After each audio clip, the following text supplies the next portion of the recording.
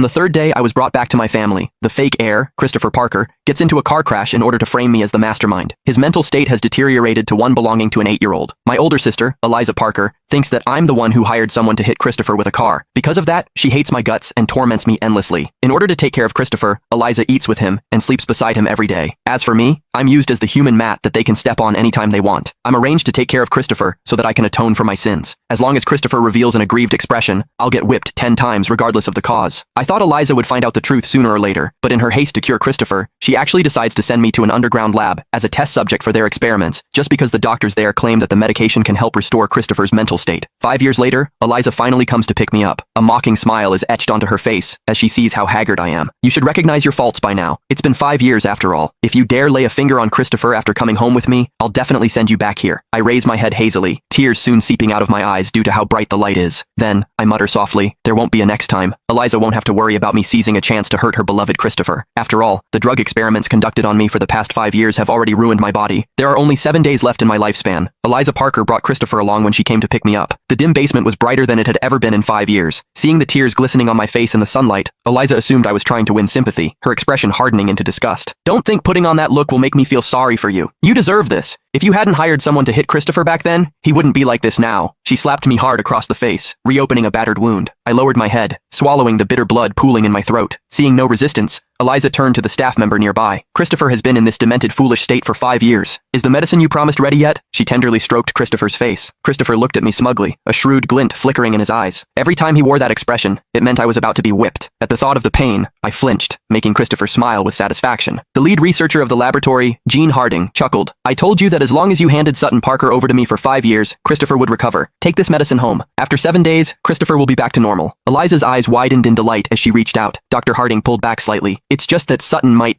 what? Eliza snatched the medicine, having no intention of listening, and left with Christopher in tow. Aren't you planning to take him back with you? Dr. Harding called out, pointing at me sprawled on the ground. Eliza paused, then yanked my arm to pull me to my feet. After a few staggering steps, I collapsed. Years of drug testing had deformed the bones throughout my body, leaving my skin and flesh close to rotting. Every step was an immense torment. I broke out in a cold sweat, a whimper escaping my lips. Christopher crouched beside me with feigned innocence, then suddenly burst into loud sobs. Eliza! Sutton bit me! Eliza's expression darkened. Sutton, 5 years have passed, and you still refuse to mend your ways? My teeth were pulled out a long time ago, I replied with great difficulty. How could I possibly bite him? Over 5 years I was tortured repeatedly, my limbs broken and reset, my flesh sliced open. To survive, I was reduced to fighting dogs for food. When I truly felt I could barely hold on, I went to great lengths to steal Dr. Harding's phone to beg Eliza to bring me home. Her refusal was immediate. You must pay the price for what you've done. Just stay there and be the test subject for Christopher's drugs. Quit plotting to come back and replace him.